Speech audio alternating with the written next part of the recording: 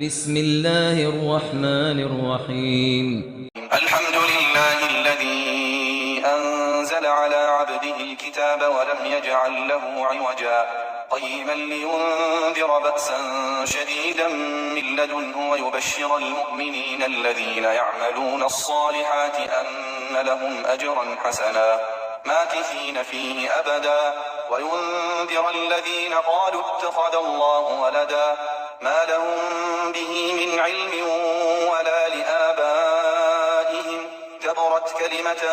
تخرج من أفواههم إن يقولون إلا كذبا فلعلك باخع نفسك على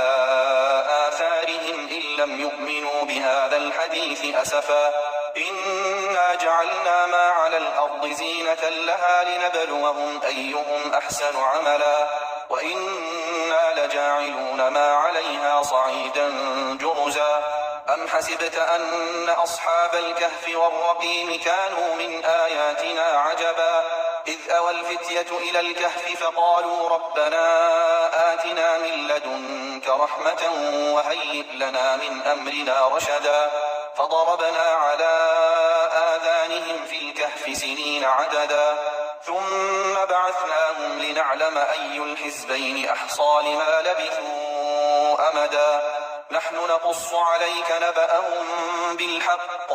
إنهم فتية آمنوا بربهم وزدناهم هدى وربطنا على قلوبهم إذ قاموا فقالوا ربنا رب السماوات والأرض لن ندعو من دونه إلها لقد قلنا إذا شططا هؤلاء قوم اتخذوا من دونه آلهة لولا يأتون عليهم بسلطان بين فمن أظلم ممن افترى على الله كذبا وإذ اعتزلتموهم وما يعبدون إلا الله فأووا إلى الكهف ينشر لكم ربكم من رحمته ويهيئ لكم من أمركم مرفقا وترى الشمس إذا طلعت تزاور عن كهفهم ذات اليمين وإذا غربت تقرضهم ذات الشمال وهم في فجوة منه ذلك من آيات الله من يهد الله فهو المهتد ومن يضلل فلن تجد له وليا مرشدا وتحسبهم أيقاظا وهم رقود ونقلبهم ذات اليمين وذات الشمال وكلبهم باسط ذراعيه بالوصيد لو اطلعت عليهم لوليت منهم فرارا ولملئت منهم رعبا وكذلك بعثناهم ليتساءلوا بينهم قال قائل منهم كم لبثتم قالوا لبثنا يوما أو بعض يوم قالوا ربكم أعلم بما لبثتم فابعثوا أحدكم بورقكم هذه إلى المدينة فلينظر أيها أزكى طعاما فليأتكم برزق منه وليتلطف ولا يشعرن بكم أحدا إنهم إن يظهروا عليكم يرجموكم أو يعيدوكم في ملتهم ولن تفلحوا إذا أبدا وكذلك أعثرنا عليهم ليعلموا أن وعد الله حق وأن الساعة لا ريب فيها إذ يتنازعون بينهم أمرهم فقالوا ابنوا عليهم بنيانا ربهم أعلم بهم قال الذين غلبوا على أمرهم لنتخذن عليهم مسجدا سيقولون ثلاثة رابعهم كلبهم ويقولون خمسة سادسهم كلبهم رجما بالغيب ويقولون سبعة وثامنهم كلبهم قل ربي أعلم بعدتهم ما يعلمهم إلا قليل فلا تمار فيهم إلا مراء ظاهرا ولا تستفت فيهم منهم أحدا ولا تقولن لشيء إني فاعل ذلك غدا إلا أن يشاء الله واذكر ربك إذا نسيت وقل عسى أن يهديني ربي لأقرب من هذا رشدا ولبثوا في كهفهم 300 سنين وازدادوا 9 قل الله أعلم بما لبثوا له غيب السماوات والأرض أبصر به وأسمع ما لهم من دونه من ولي ولا يشرك في حكمه أحدا واتل ما أوحي إليك من كتاب ربك لا مبدل لكلماته ولن تجد من دونه ملتحدا واصبر نفسك مع الذين يدعون ربهم بالغداة والعشي يريدون وجهه ولا تعد عيناك عنهم تريد زينة الحياة الدنيا ولا تطع من أغفلنا قلبه عن ذكرنا واتبع هواه وكان أمره فرطا وقل الحق من ربكم فمن شاء فليؤمن ومن شاء فليكفر إنا أعتدنا للظالمين نارا أحاط بهم سرادقها وإن يستغيثوا يغاثوا بماء كالمهل يشوي الوجوه بئس الشراب وساءت مرتفقا إن الذين آمنوا وعملوا الصالحات إنا لا نضيع أجر من أحسن عملا أولئك لهم جنات عدن تجري من تحتهم الأنهار يحلون فيها من أساور من ذهب ويلبسون ثيابا خضرا من سندس واستبرق متكئين فيها على الأرائك نعم الثواب وحسنت مرتفقا واضرب لهم مثل الرجلين جعلنا لأحدهما جنتين من أعناب وحففناهما بنخل وجعلنا بينهما زرعا كلتا الجنتين آتت أكلها ولم تظلم منه شيئا وفجرنا خلالهما نهرا وكان له ثمر فقال لصاحبه وهو يحاوره أنا أكثر منك مالا وأعز نفرا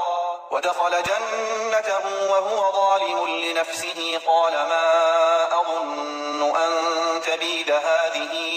أبدا وما أظن الساعة قائمة ولئن رددت إلى ربي لأجدن خيرا منها منقلبا قال له صاحبه وهو يحاوره أكفرت بالذي خلقك من تراب ثم من نطفة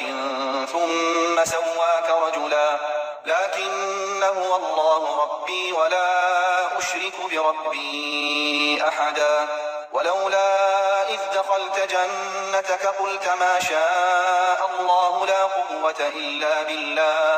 إن ترني أنا أقل منك مالا وولدا فعسى ربي أن يؤتيني خيرا من جنتك ويرسل عليها حسبانا من السماء فتصبح صعيدا زلقا أو يصبح ماؤها غورا فلن تستطيع له طلبا وأحيط بثمره فأصبح يقلب كفيه على ما أنفق فيها وهي خاوية على عروشها ويقول يا ليتني لم أشرك بربي أحدا ولم تكن له فئة ينصرونه من دون الله وما كان منتصرا هنالك الولاية لله الحق هو خير ثوابا وخير عقبا واضرب لهم مثل الحياة الدنيا كماء إن أنزلناه من السماء فاختلط به نبات الأرض فأصبح هشيما تذروه الرياح وكان الله على كل شيء مقتدرا المال والبنون زينة الحياة الدنيا والباقيات الصالحات خير عند ربك ثوابا وخير أملا ويوم نسير الجبال وترى الأرض بارزة وحشرناهم فلم نغادر منهم أحدا وعرضوا على ربك صفا لقد جئتمونا كما خلقناكم أول مرة بل زعمتم أن لن نجعل لكم موعدا ووضع الكتاب فترى المجرمين مشفقين مما فيه ويقولون يا ويلتنا ما لهذا الكتاب لا يغادر صغيرة ولا كبيرة إلا أحصاها ووجدوا ما عملوا حاضرا ولا يظلم ربك أحدا وإذ قلنا للملائكة اسجدوا لآدم فسجدوا إلا إبليس كان من الجن ففسق عن أمر ربه أفتتخذونه وذريته أولياء من دوني وهم لكم عدو بئس للظالمين بدلا ما أشهدتهم خلق السماوات والأرض ولا خلق أنفسهم وما كنت متخذ المضلين عضدا ويوم يقول نادوا شركائي الذين زعمتم فدعوهم فلم يستجيبوا لهم وجعلنا بينهم موبقا ورأى المجرمون النار فظنوا أنهم مواقعوها ولم يجدوا عنها مصرفا ولقد صرفنا في هذا القرآن للناس من كل مثل وكان الإنسان أكثر شيء جدلا وما منع الناس أن يؤمنوا إذ جاءهم الهدى ويستغفروا ربهم إلا أن تأتيهم سنة الأولين أو يأتيهم العذاب قبلا وما نرسل المرسلين إلا مبشرين ومنذرين ويجادل الذين كفروا بالباطل ليدحضوا به الحق واتخذوا آياتي وما أنذروا هزوا ومن أظلم ممن ذكر بآيات ربه فأعرض عنها ونسي ما قدمت يداه إنا جعلنا على قلوبهم أكنة أن يفقهوه وفي آذانهم وقرا وإن تدعهم إلى الهدى فلن يهتدوا إذن أبدا وربك الغفور ذو الرحمة لو يؤاخذهم بما كسبوا لعجل لهم العذاب بل لهم موعد لن يجدوا من دونه موئلا وتلك القرى أهلكناهم لما ظلموا وجعلنا لمهلكهم موعدا وإذ قال موسى لفتاه لا أبرح حتى أبلغ مجمع البحرين أو أمضي حقبا فلما بلغا مجمع بينهما نسيا حوتهما فاتخذ سبيله في البحر سربا فلما جاوزا قال لفتاه آتنا غداءنا لقد لقينا من سفرنا هذا نصبا قال أرأيت إذ أوينا إلى الصخرة فإني نسيت الحوت وما أنسانيه إلا الشيطان أن أذكره واتخذ سبيله في البحر عجبا قال ذلك ما كنا نبغ فارتدا على آثارهما قصصا فوجدا عبدا من عبادنا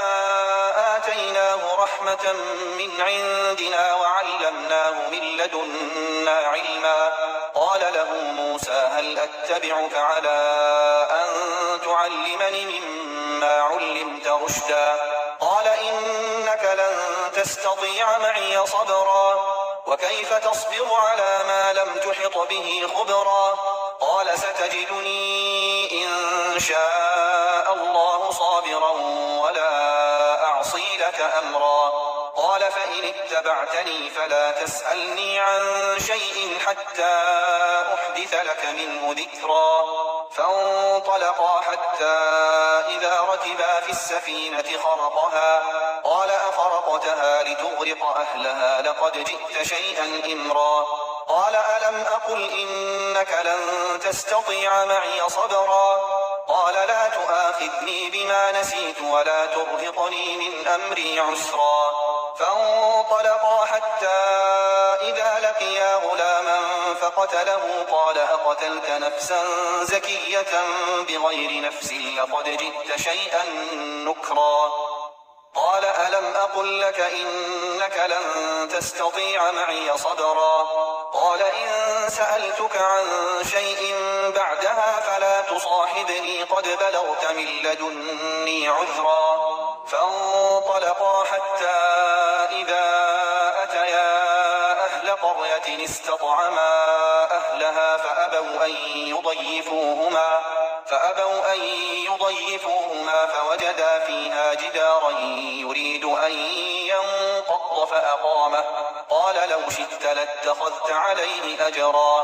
قال هذا فراق بيني وبينك سأنبئك بتأويل ما لم تستطع عليه صبرا أما السفينة فكانت لمساكين يعملون في البحر فأردت أن أعيبها وكان وراءهم ملك يأخذ كل سفينة غصبا وأما الغلام فكان أبواه مؤمنين فخشينا أن يرهقهما طغيانا وكفرا فأردنا أن يبدلهما ربهما خيرا منه زكاة وأقرب رحما وأما الجدار فكان لغلامين يتيمين في المدينة وكان تحته كنز لهما وكان أبوهما صالحا فأراد ربك أن يبلغا أشدهما ويستخرجا كنزهما رحمة من ربك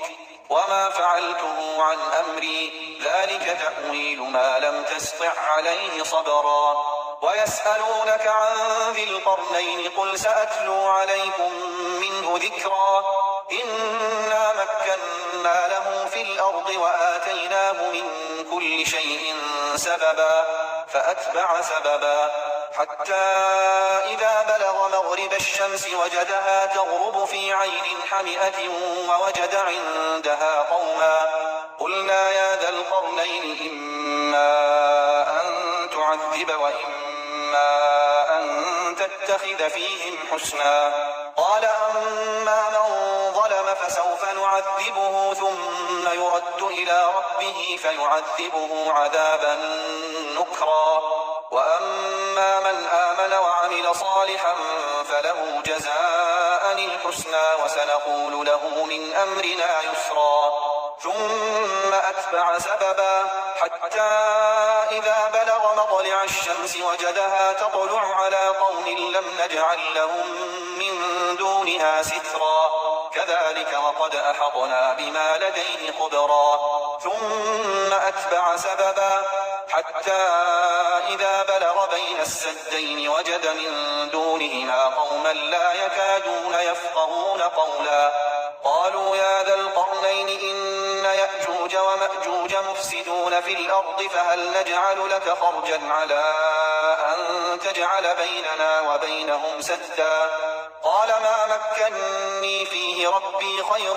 فأعينوني بقوة أجعل بينكم وبينهم ردما آتوني زبر الحديد حتى إذا ساوى بين الصدفين قال انفخوا حتى إذا جعله نارا قال آتوني أفرغ عليه قطرا فما استطاعوا أن يظهروه وما استطاعوا له نقبا قال هذا رحمة من ربي فإذا جاء وعد ربي جعله دكاء وكان وعد ربي حقا وتركنا بعضهم يومئذ يموج في بعض ونفخ في الصور فجمعناهم جمعا وعرضنا جهنم يومئذ للكافرين عرضا الذين كانت أعينهم في غطاء عن ذكري وكانوا لا يستطيعون سمعا أفحسب الذين كفروا أن يتخذوا عبادي من دوني أولياء إنا أعتدنا جهنم للكافرين نزلا قل هل ننبئكم بالأخسرين أعمالا الذين ضل سعيهم في الحياة الدنيا وهم يحسبون أنهم يحسنون صنعا أولئك الذين كفروا بآيات ربهم ولقائه فحبطت أعمالهم فلا نقيم لهم يوم القيامة وزنا ذلك جزاؤهم جهنم بما كفروا واتخذوا آياتي ورسلي هزوا إن الذين آمنوا وعملوا الصالحات كانت لهم جنات الفردوس نزلا خالدين فيها لا يبغون عنها حولا قل لو كان البحر مدادا لكلمات ربي لنفد البحر قبل أن تنفد كلمات ربي ولو جئنا بمثله مددا قل إنما أنا بشر مثلكم يوحى إلي أنما إلهكم إله واحد فمن كان يرجو لقاء ربه فليعمل عملا صالحا ولا يشرك بعبادة ربه أحدا.